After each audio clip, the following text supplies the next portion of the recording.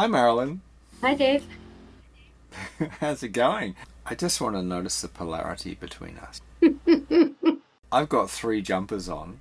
You want the jumpers, sweaters, or pullovers in Los Yeah, Angeles? jumpers doesn't mean anything in the US. It sounds like you're wearing a jumpsuit, but you mean that you're wearing a sweater, right? Sweater. Yeah, Yeah, sweater, sweater. sweater, Is it a sweater or? sweater. Yeah, yeah. Okay, It's like the and I'm lady on. not. And you're not wearing. You're wearing a t-shirt. Well, it's not even a t-shirt. What do you call that? Dave, it's called a tank top. Tank top. Why is that called a tank top? I don't know. Maybe it looks like a tank. I don't know. Well, it's obvious why they call sweaters jumpers. Please go ahead. Tell me. I don't know. Is it because sheep jump or something like that? Oh, and sweaters are all supposed to be made out of sheep. It's a really Yeah, interesting logic. could be that. Let's just go along with that one. Let's just let that one lie. How about that? And then there's pullover. Pullover could be anything. A pullover can be anything. You're right. I mean, it could be it could be a bag. I had to pull over this tank. I could pull over a hat. A car. It could. I had to pull over. Wait, what's gonna be the name of this episode? I think we'll just call it fart. What do you think? Oh, it's a fart. It's a brain fart. That's what it is. Yeah, why not? Why not? I mean, we're trying to reach like really highly sophisticated audience, so this should do it. Yeah. Yeah, but it's like it's difficult because I'm starting a new relationship. I've had it for a few months now, and farting becomes like important. I have to Wow, hang on to things. I have to hang on to things again. My God, it's wow. that's tough. It can be. Unless you make an agreement, you guys can sign a contract and everything. Be like, okay, here's the deal. I'm surprised she hasn't said, "Why do you spend so much time in the garden?"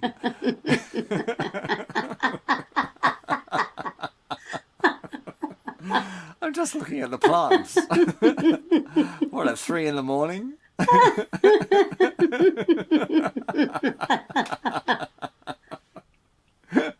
Oh my God. This is what this episode is going to be about. What to do about farting when you're in a newly fresh relationship. Things that could Oh affect it. God, so many things. You have to shave your legs. Um, Oh, I haven't shaved my legs. Was I supposed to? yes, you were. You were totally supposed. Nobody told you, huh? God, you really need some dating advice, dude. Shave your legs. Could you just shave one leg? Brush your hair. You can shave anything. You can shave anything. Yes, shave your nose hairs. Nose hair. Hey, can I just make a comment for all the men out there?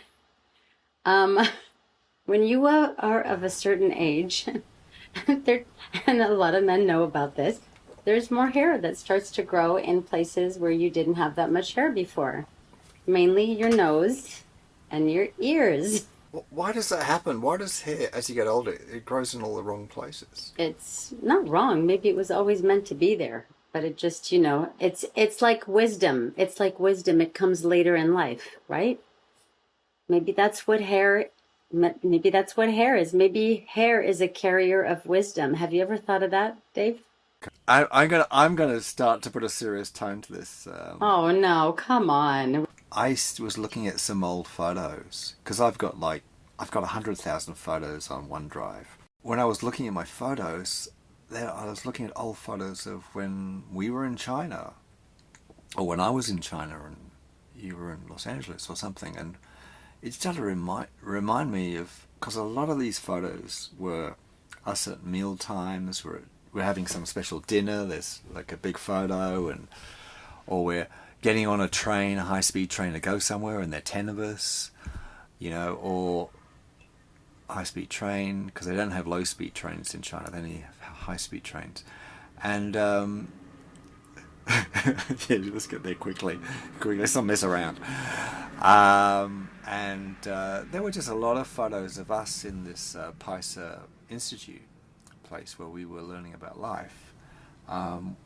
There's a lot of group activities, and it reminded me of all the things we did together.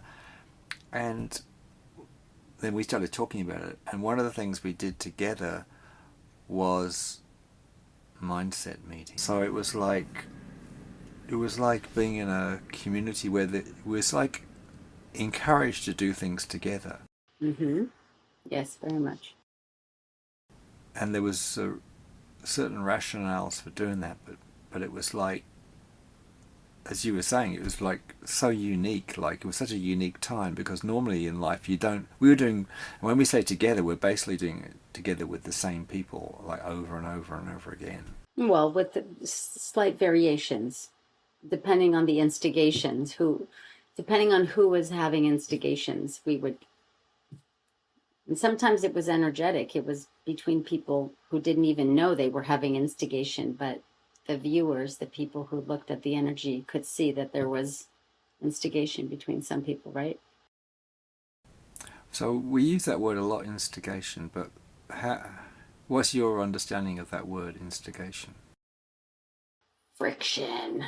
Um, well, it can mean a lot of things.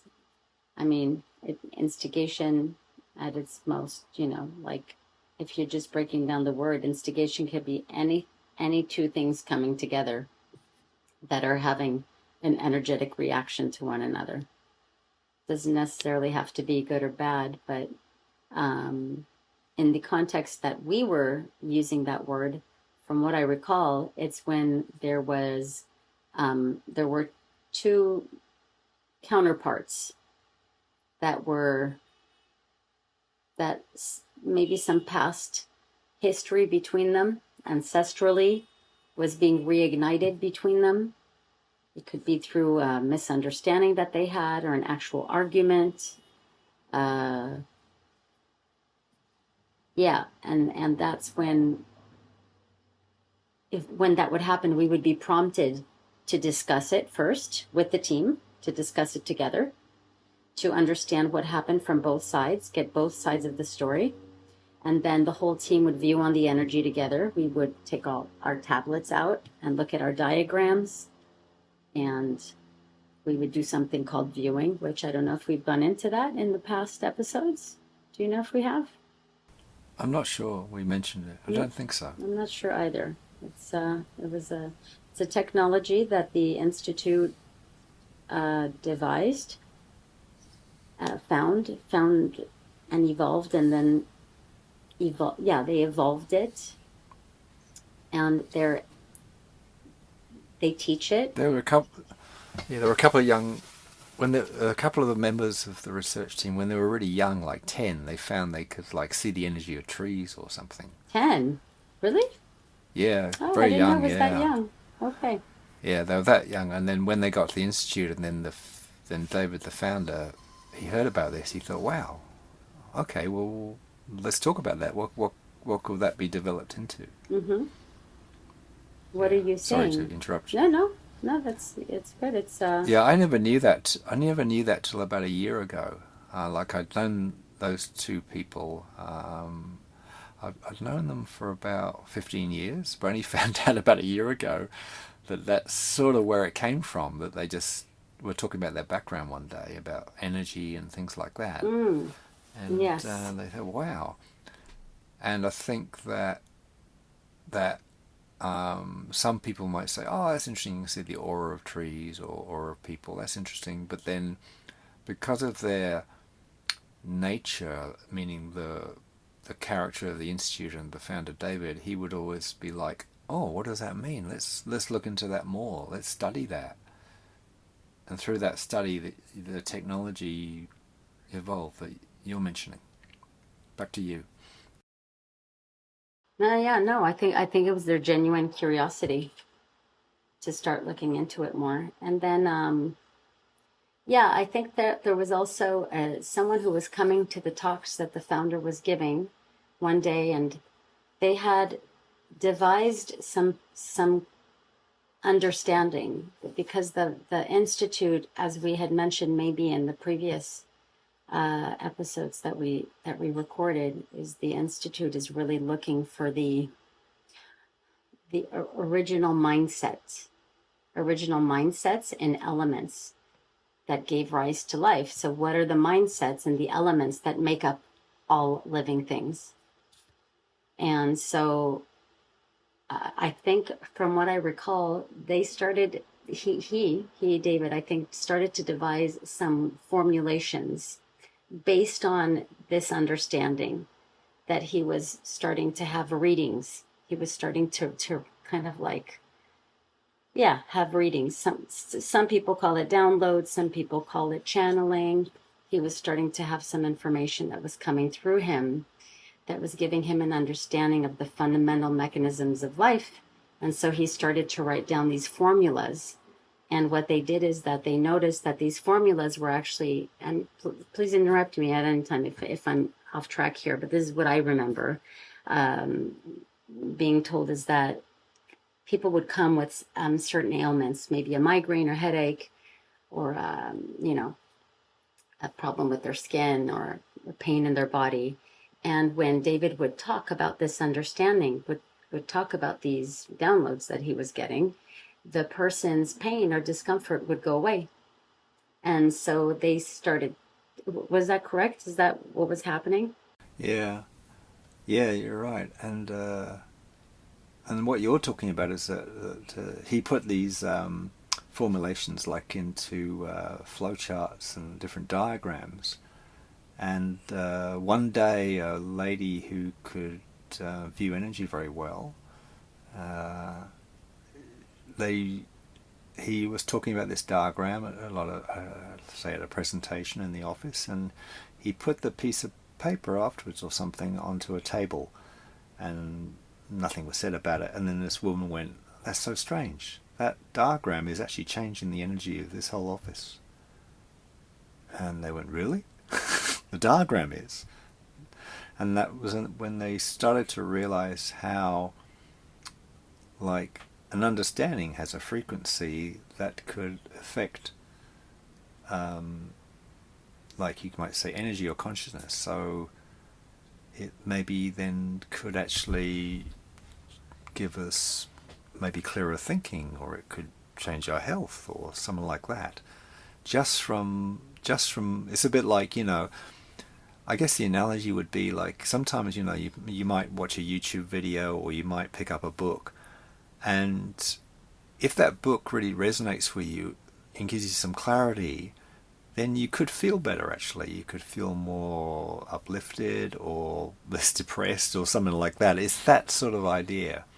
So maybe they were just really analyzing that, by analyzing energy, that, yeah, understanding can change us, like, mentally and physically. Understanding and information. There was, right? There's something about certain informations that can affect not only the energy field, but can affect a person's discomfort more directly. And sometimes he would write the codes on a piece of paper, and like if someone had a stomach ache, they would put the diagram on the person's stomach to see if it did anything. Oh, that's right, yeah. Remember? And then they devised a product where they found these wafers that were edible, that were blank, and they found a way to imprint the formulas of the mechanism of life that David was understanding himself. They would imprint those formulations on this wafer, and then the wafer, you would ingest it, you would put it on your tongue, it would dissolve, and it would go into the digestive system. And some people were having very interesting results. Their pains and discomforts were either minimizing or going away. And so that was really the premise for... That's why we were talking about farting. Exactly. Because they devised one of those products because there was a client coming to the office who he just couldn't fart. He was just bloated, and so they like said, "Oh, maybe try this. Like, it's just got some information on a piece of paper," and they made it edible for that person. And then, wow, things started to move. but after really helped his digestion problems. Yeah, yeah. So yeah, you're right. Help with discomfort. Yeah. And I guess simultaneously, while this was happening, they were really starting to um, evolve the viewing, looking at the energy. And how this happened is that, like you said, two of the research team members from a young age had this ability to start seeing energy. They would see colors, movement, vibration, um, intensity of vibration, um, and you know, of course, at that point, it was just they were just seeing a lot of things they didn't understand necessarily. But then when they teamed up with David, David is a person who has an extremely curious mind, and he started to really ask them to start to use this technique on people that were coming to them. Is that correct? With different ailments. That's very interesting, yeah, because actually, it's interesting because I don't think they could see colours at the beginning. They could see They could see movement. Like you might see something grey or like what is that? You know, like some or silvery or something like that, but not much colour. But I think David had a hunch that maybe they'll be able to see colours because some people can see colours of energy. You know, I've got a friend who can see colours of energy, who's had nothing to do with this institute. So he had a hunch they could. So I think for 3 months they tried, and then after 3 months, well, they started to see colours, you know. And he just had a thing. Oh, can you, you know, like, and maybe they were looking at different things, or like knowing that someone had an ailment. So what was their colour or something like that. So in the end, anyway, they got to see colours, and that made a big difference because then the whole research maybe for the last 30 years has been, in a way, a big part of it, let's say, has been categorizing that and into more and more detail. So this color represents, say, aggression, but you know, if it's linked with this, it might be aggression in a certain way. You know, it might be, say, self-protection or something like that, which is maybe a different kind of aggression or something like that. So they got to being much more complex with these things. And then even finding out that things like certain energies, which is quite surprising because when they first studied my structure, they said to me, oh, looks like you're going to have an accident in 5 years, a serious car accident. And it sort of it didn't sound crazy to me because I was really accidental. I used to have a lot of accidents, a lot of little car accidents, or I'd break things at home, or I'd drop things. So, and they said, "Oh, you have accidental energy," you know. They said we can see it.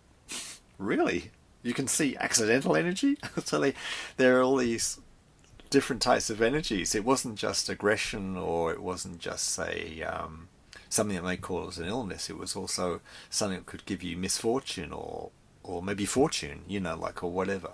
So it was interesting, the breadth of them. Yeah.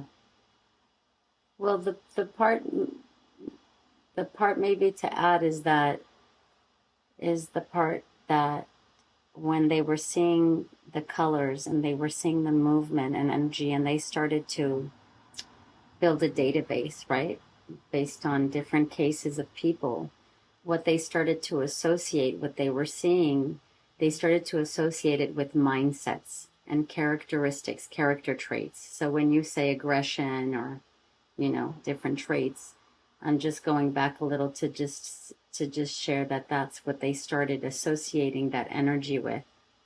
Because, like we said, going back to the elements, that in the past episode we talked about the research that they did when they went to Yellowstone Park, and they were looking at the bacteria, and they were using the viewing to look at the bacteria to see what colors, what movement, what traits were being emitted from the fundamental elements that make up life.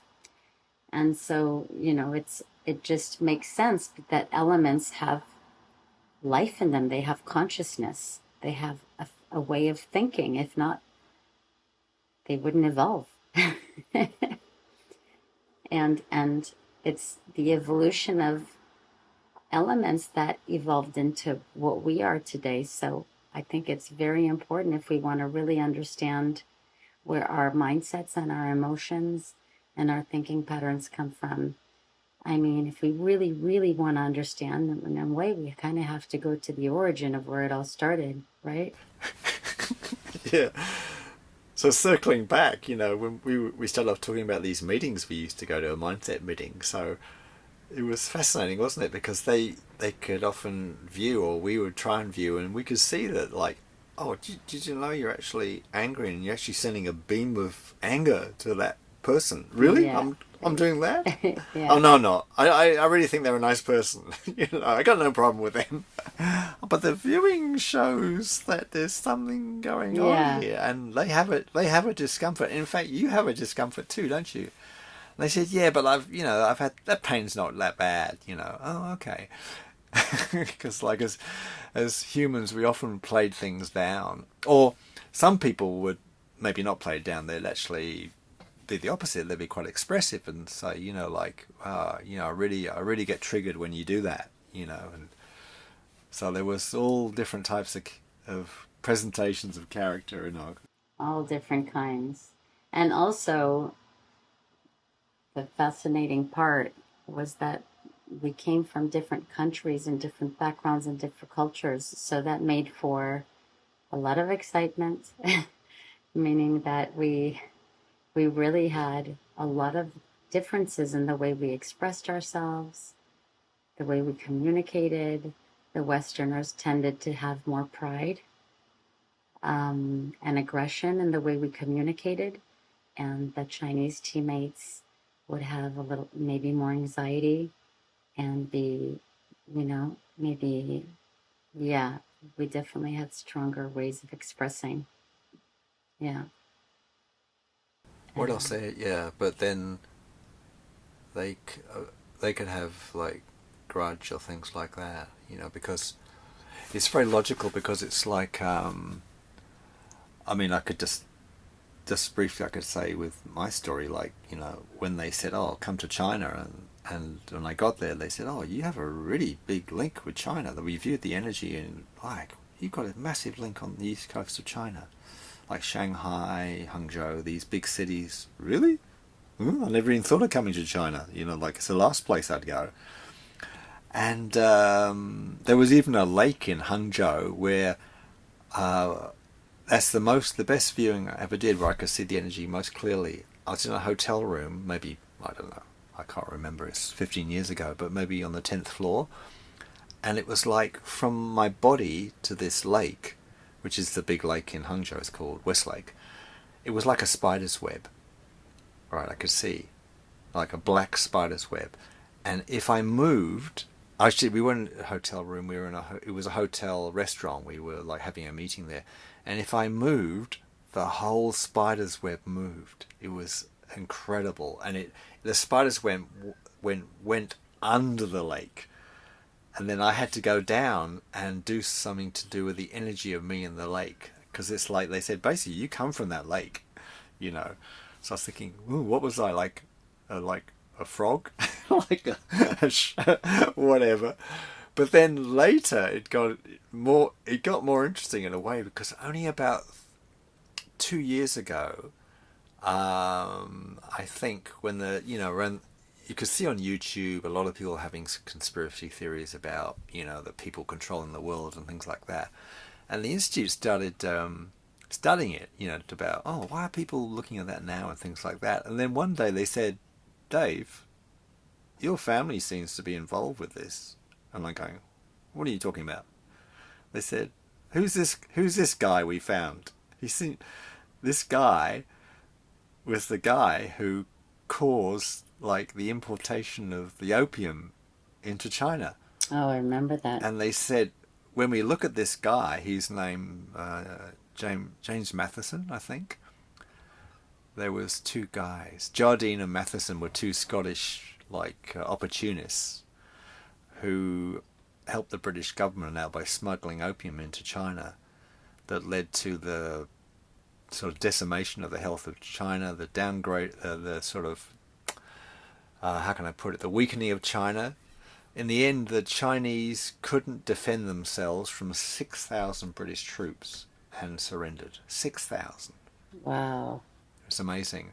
And the British demanded they still were able to supply opium to China to make money, because they were buying so much tea from China they couldn't afford to pay for it. So they sold the opium to pay for the tea, and they demanded the land of Hong Kong. That's how they got Hong Kong. They Wow. said, "We want this port. We want this port."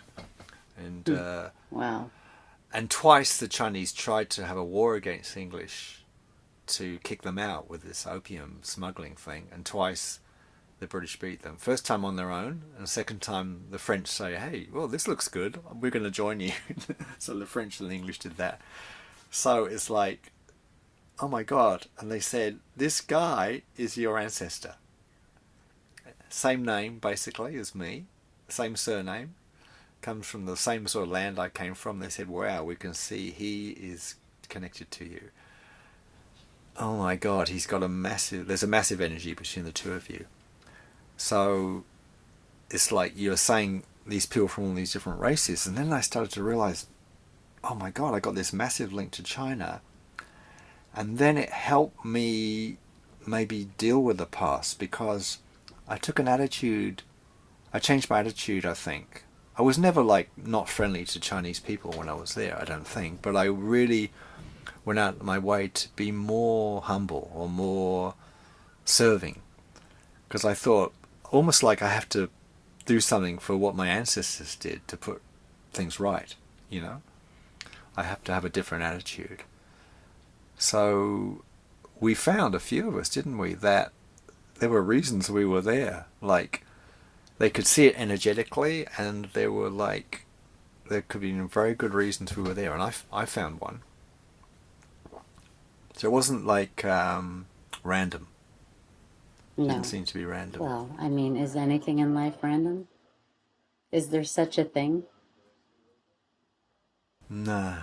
I mean, once you understand the energetics of life or the mechanism of life, there's no such a thing. I mean, who came up with that name or that word? That'd be interesting to look into. So what we could find is, when we had these sort of mindset meetings, when people had a conflict, it could have started like so far back. We don't know. You know, it could have been generations back, or when we were animals, or who knows. Well, we definitely felt it.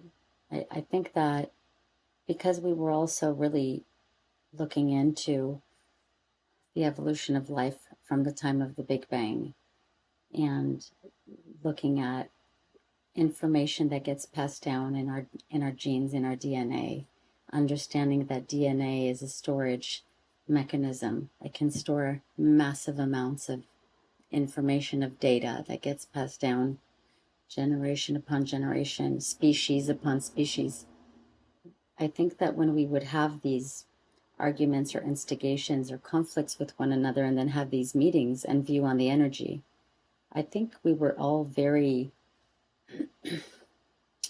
clear.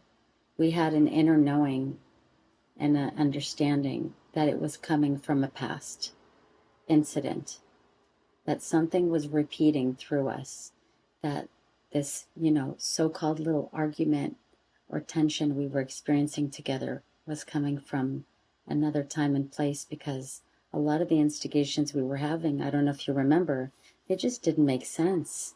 They were for really very small things sometimes, but the intensity of the hatred or the negativity or the judgment that we would feel towards one another was so immense. It was so immense sometimes. And it was really as if we were at war with one another sometimes. It was like being in a war zone. Look at us, how we when we first met in the next few years, like in a group situation, like a meeting or when there was a presentation, I used to feel so competitive with you. Oh my God. Like, I really wanted to be the one getting the attention, and if you got more attention than me, I really didn't like it. so, so I used to get really pissed off with you. Like, I want to get the attention, you know? So we had some big instigations, We the two did. of us. We did. Yeah. Yeah. But I mean, I really feel that it was because of the combination of what we were learning about the origins of life, of our past repeating itself through us from our ancestors. A lot of the energy work and the discussions we would have was on the premise that we were here to neutralize all past these past memories that were still very harmful, that were replaying through us. So a lot of these Yeah. discussions and the energy work was there to neutralize all of those tendencies, to neutralize them and to reprogram them so they would not have to keep repeating through us and also through our descendants. Like, for example, if any of us had children, all of those tendencies that we had of like frustration or jealousy or anger or competitiveness, it's automatically going to your downline, to your descendants, to your children, and to other people in your family, because we're all wirelessly connected. If you have the same DNA, that is literally like having a Wi-Fi connection to one another. Yeah. And Absolutely. this is not a concept Yeah. from the Matrix. This is proven. This is now being proven through, I won't even say quantum entanglement, because now quantum entanglement has been proven. Say it. But there's so many other studies now that prove that two things that originate from the same place, from the same point, they could be on other sides of the galaxy from one another. And if something happens to one, it will happen to the other, meaning that they are wirelessly linked forever. I have a lot of energy on my left arm. It's interesting. Yeah, because you know what we're talking about? We're talking about the theories, the mindset meetings. I wonder if it brings back some stuff. Could. It could. I'm definitely having a lot of energy on my left arm. But, yeah. Yeah, so I think maybe we could say about the benefit of these meetings, because they were really coming out of, like, it was like a bit like a human laboratory. The idea was like usually people in life don't get to the bottom of why there's a conflict, because getting to the bottom can be quite difficult, and it takes an attitude of wanting to get to the bottom. So with these meetings, right, they, like, if we didn't get to the bottom of things, and they could see energetically when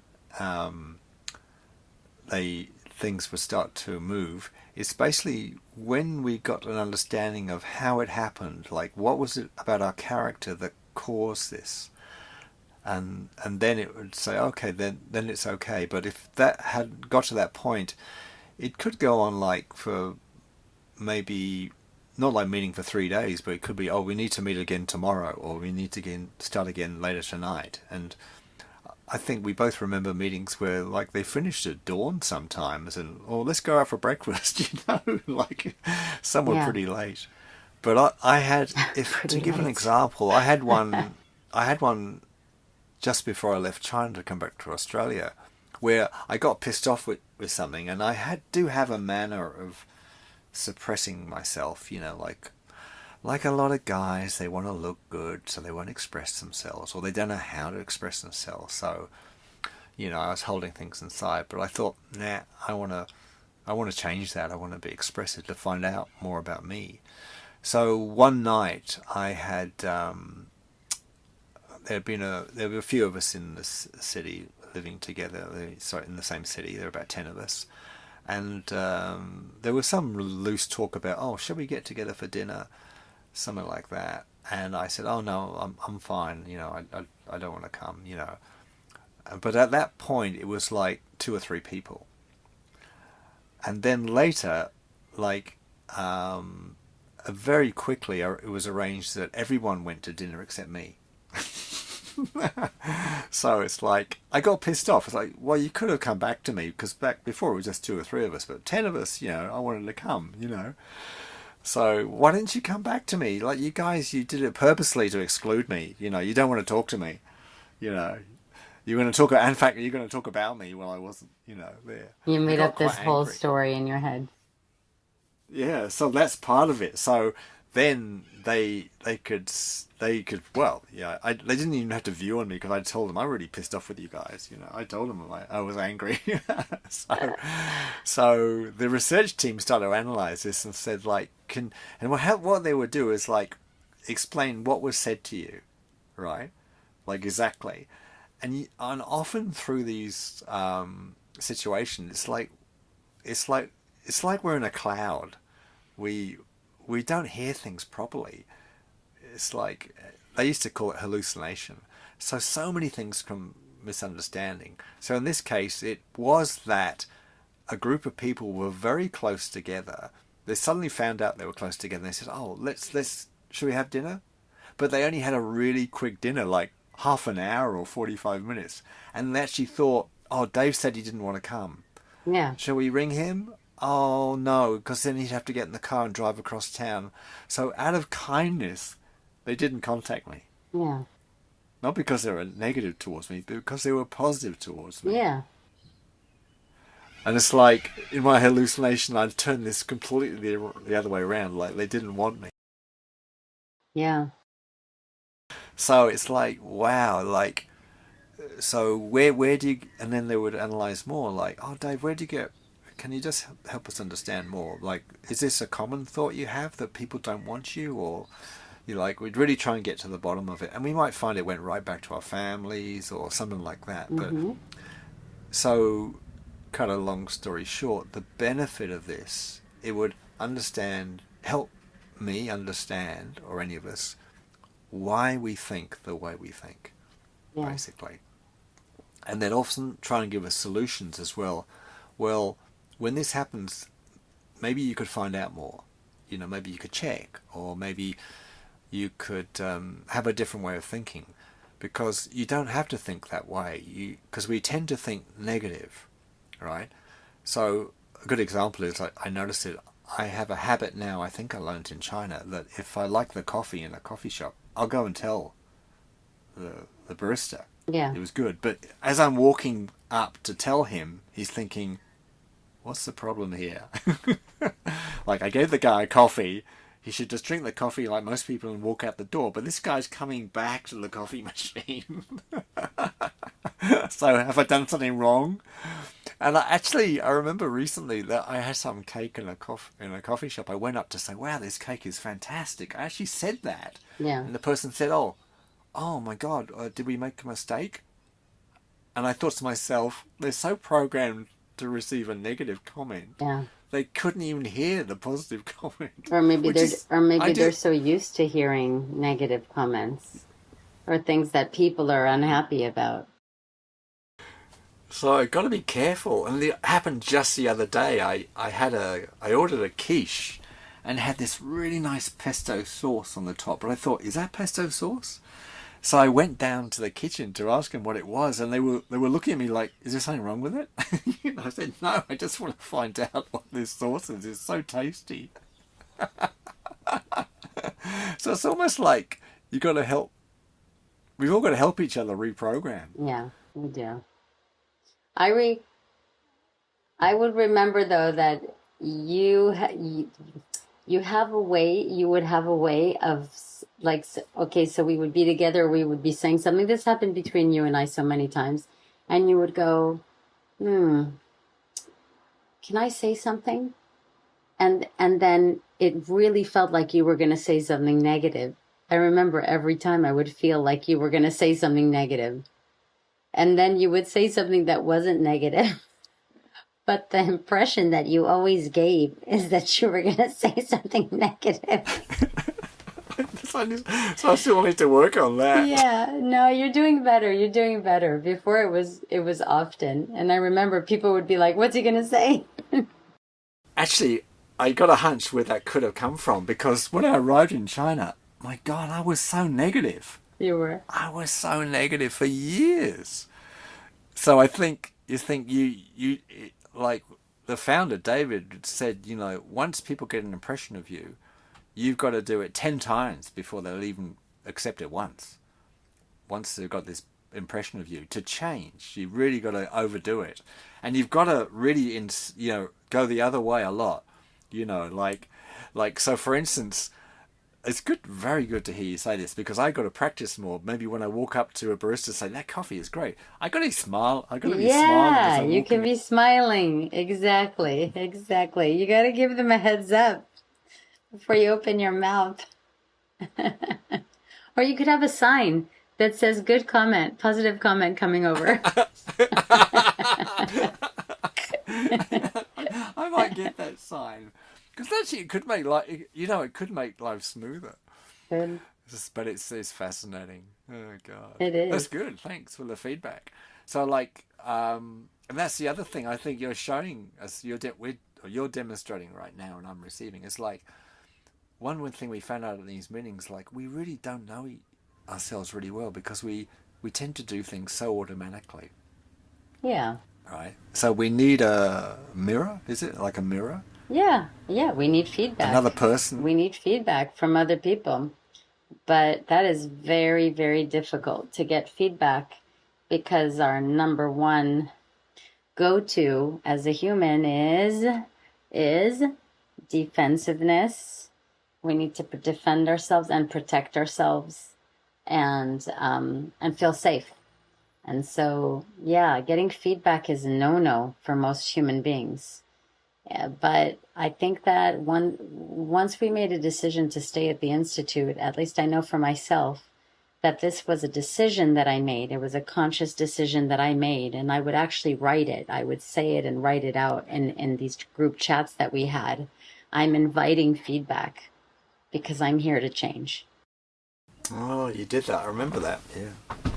Very good. It's almost like that was a way of me counteracting my natural tendency to defend and protect myself and fight back. When someone would say something about me, I'd be like, well, what about you? you know but you couldn't do that there, because you had made a decision, just by the sheer fact of staying to work with the Institute and live with the community. You had made a decision to invite feedback, no matter how much it was going to trigger the hell out of your ego. You were going to take it.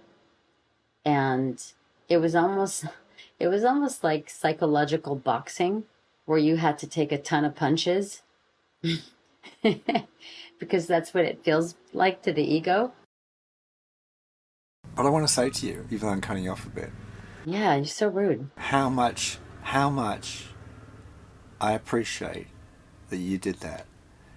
You said, give me feedback, because what it does for me, right, is like, and what you're showing is that you want to learn. You're saying you're not right. You're saying, I want to change, or I want to evolve, or something, and I want you to help me. Yeah. Yeah. Like, I find it very. So now I'm crying, right? Yeah. Why are you crying? Oh, it's very touching, because it's so unusual. It's so unusual that someone would do that. Because in this world where, you go online and there's so much negativity and people putting down, and they don't even know why the person's struggling. They don't even know what happened. But they just make all these clever comments and run away. For someone to stand in the fire, basically, Yeah. in a way, and not waver, Yeah. even though it's difficult to say, yeah, please let me know. Because once you say that, it's like a code, because then for me, and I think for the people we're with, they're less likely to attack you then, Yeah. because because they feel your humbleness, Mm. they feel your sincerity, And wanting to change. and yeah, and if everything's like a code, it's quite amazing. You know, we talk about this viewing technology. There was actually a cave in the west of China, a massive cave that both of us have been to in a place called Burma. I think we talked about it in a previous podcast, or maybe in this podcast when we edit it and put it together, that people lived, you know, is the highest concentration of centenarians, which I think means people live to 100 in the world.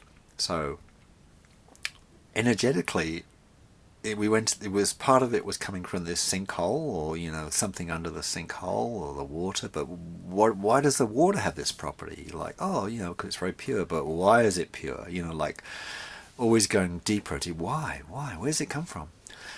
So they found this spot, and recently I still have photos of this on my computer, where you tell me if you remember this. I think you do. There was a spot when we walked in the cave where you get checked.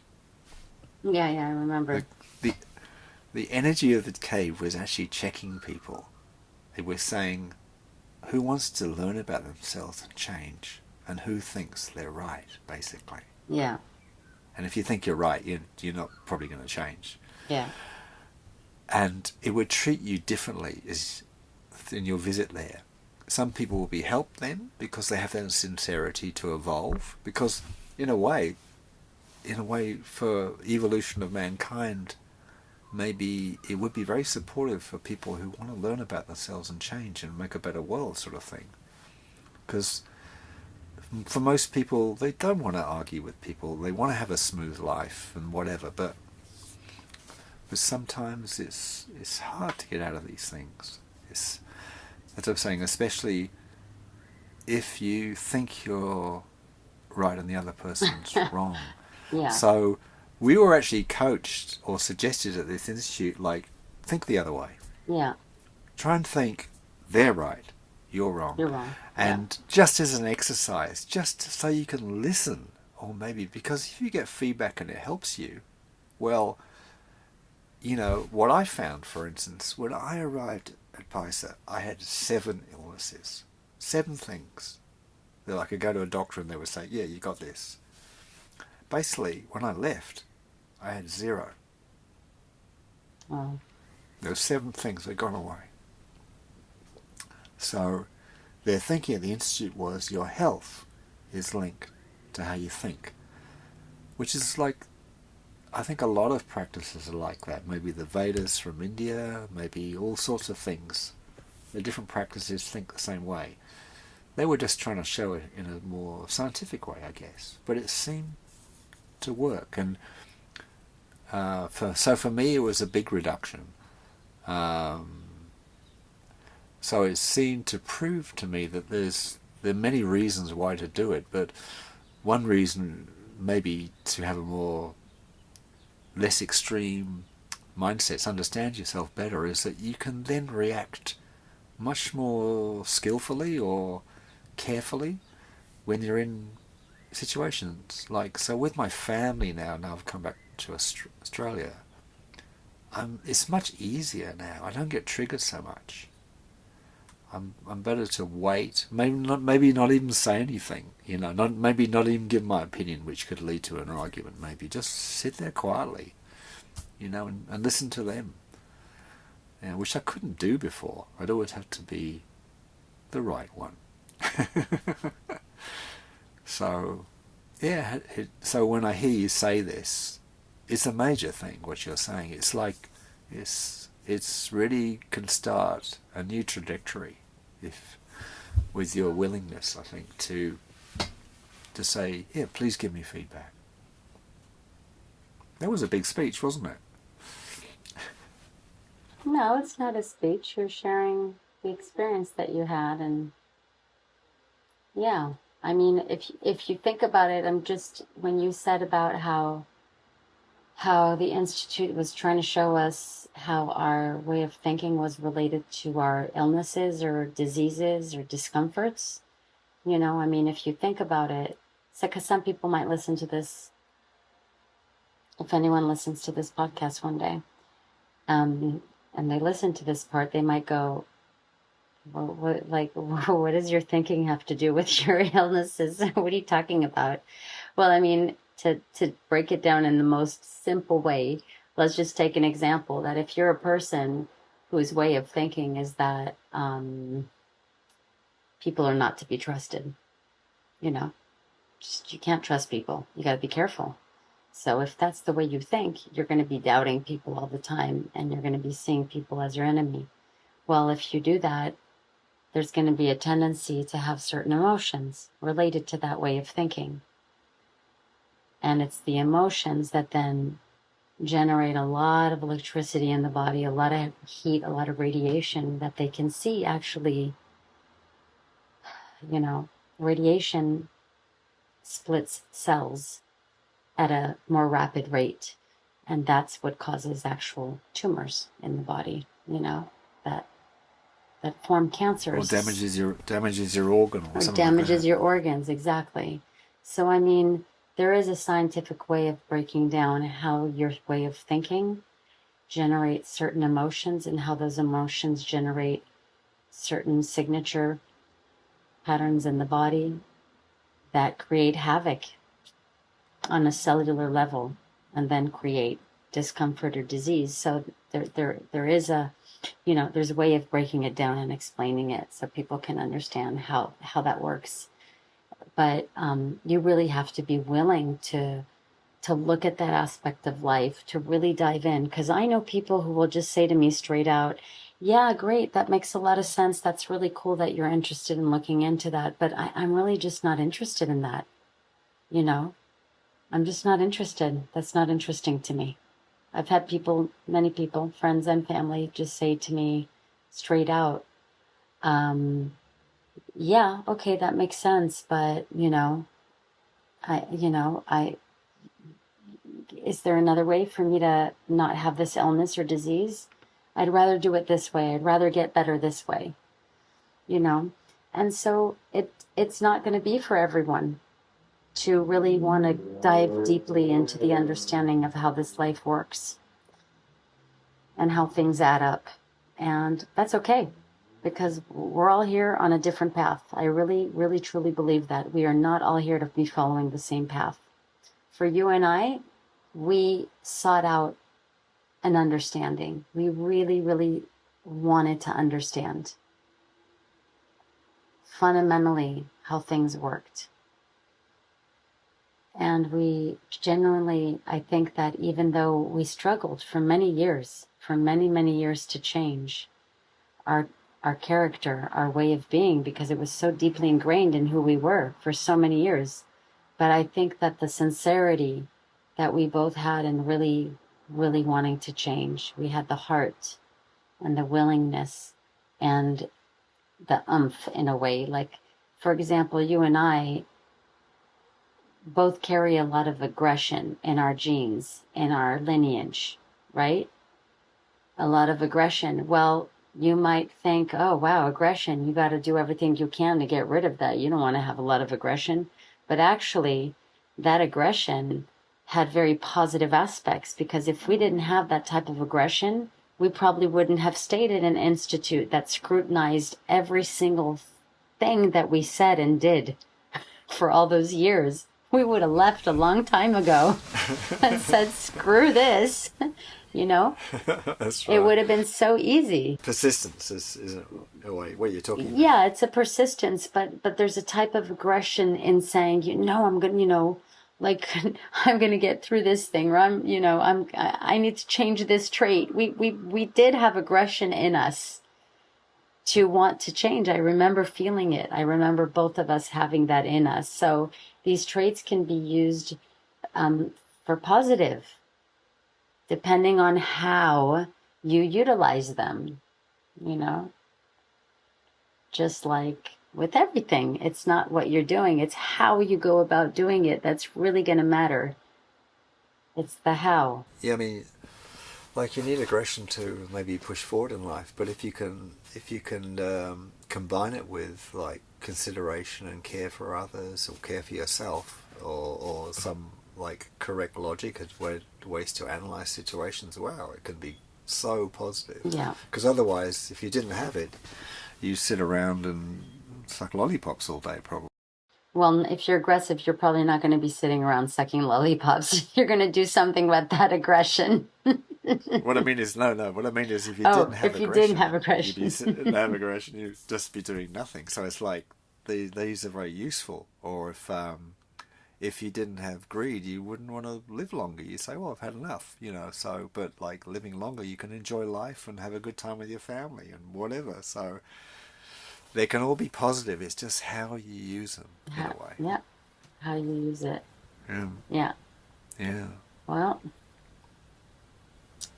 That was good. yeah. Good to talk It's about good that. to talk about this. God, but yeah, but between us, you and I were just talking about this today.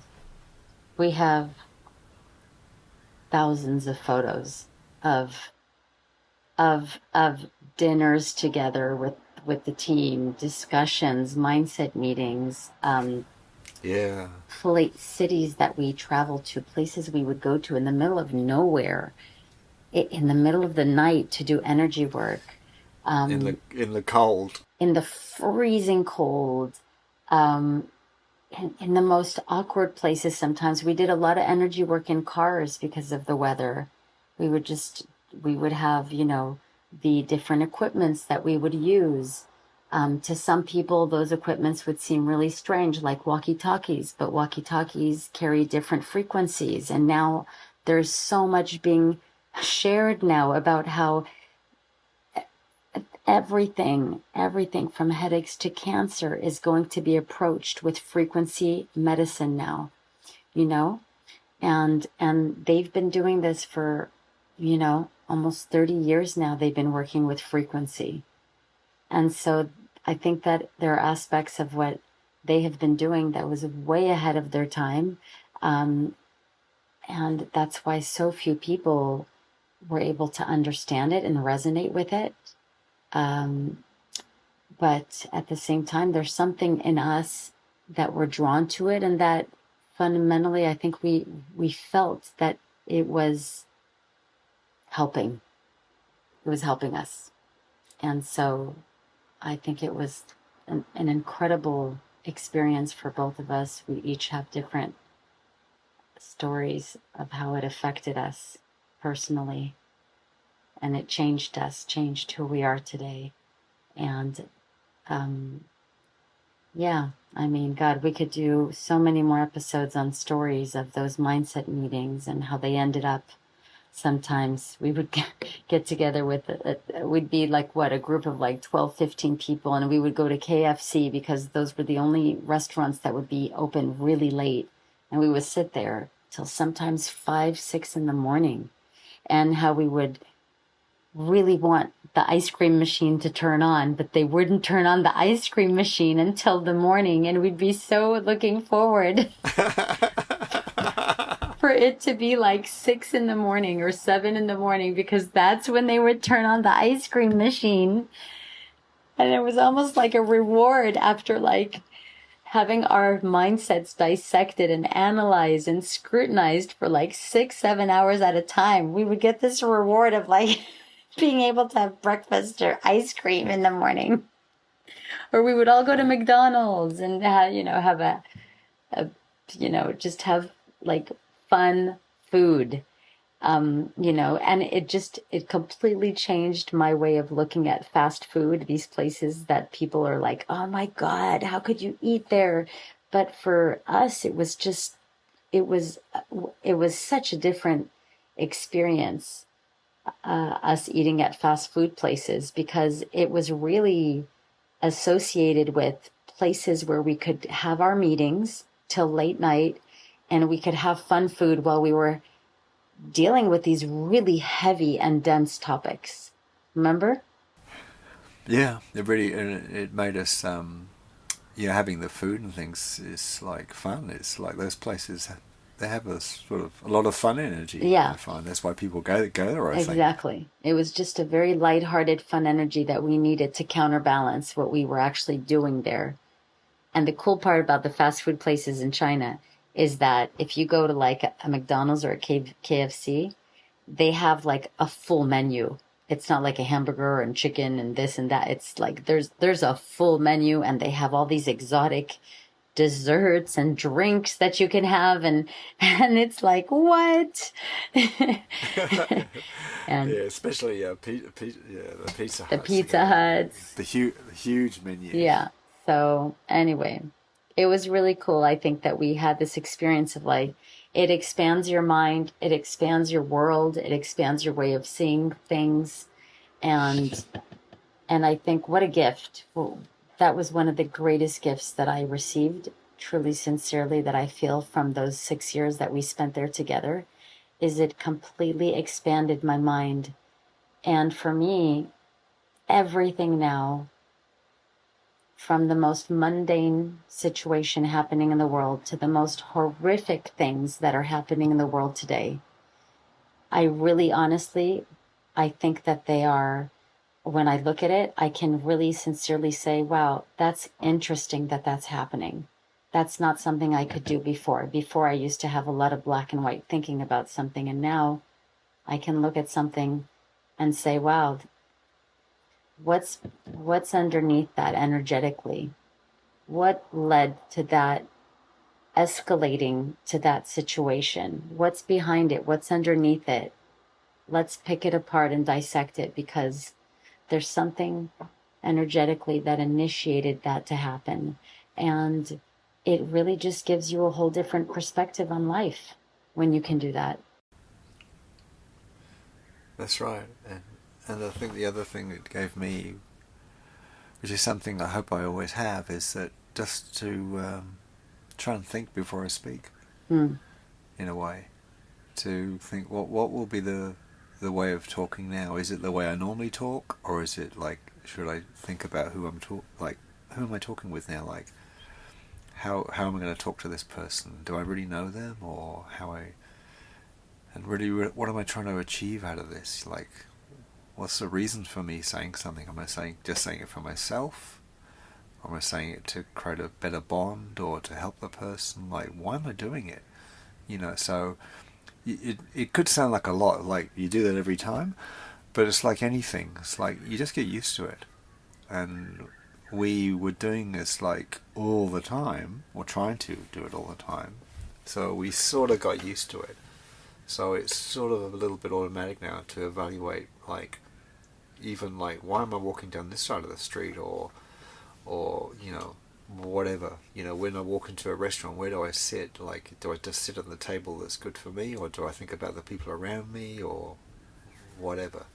It's like, and if you think about it, and if there is an energy world, and if you do cheese people off, and they send you negative energy, that's probably going to affect you, and then you'll think later, why did I have that problem when I went home, or why am I having trouble at work, or why did my business not going well? It could be because of the energy you're, people might say, attracting, but in a way you're sort of like causing it, but you may not know you are. So I think we got this gift of analysing ourselves, trying to see how we're affecting the world around us. And it can sound selfish, like, oh, you're just doing it so you have a smoother life. But in a way, it's like a nice win-win, because if you have a smoother life, it's probably because you've helped someone, or treated them nicely, or, treated the environment nicely. So it's like, wow, everyone's benefiting from that, really, including you. Something like that. Yeah. So I'm very glad I learned all that. And Yeah, honestly, it's priceless. and this life we're in is like it's like a laboratory of life. We could try things out, see how it goes. Well, I mean, yeah, I really am feeling more and more that this life is just one big experiment. It's just an experiment. Everything. It's an experiment, and it's an experience. It's both. it's it's an experience and experimentation. Yeah, I mean, it really is. And it's like, okay, if that's what it is, then you want to be open to everything. You want to learn, you want to understand, you want to make mistakes. Yeah. Yeah. And then, and if you fuck up, like, can you go back and say sorry, and can we talk about it? Yeah. So, like, it's never the end, Yeah. sort of thing, really. Exactly. It may feel like it at the time, but maybe it never is. But I really like what you said. Life is an experiment and experience, and that sounds like a nice place to finish this little podcast. It sure does. Okay. Well, if anyone listened to this whole episode, yeah, thanks. Thanks for being here. Thanks for hanging out. Yeah, we need to give rewards out to people for listening. I feel like I owe people something. That's right. Is this part of a trait I need to reprogram? Feeling indebted. Yeah, well, okay. Episode 43 will be about that. Okay, everyone. Bye. Take care. Bye. Bye.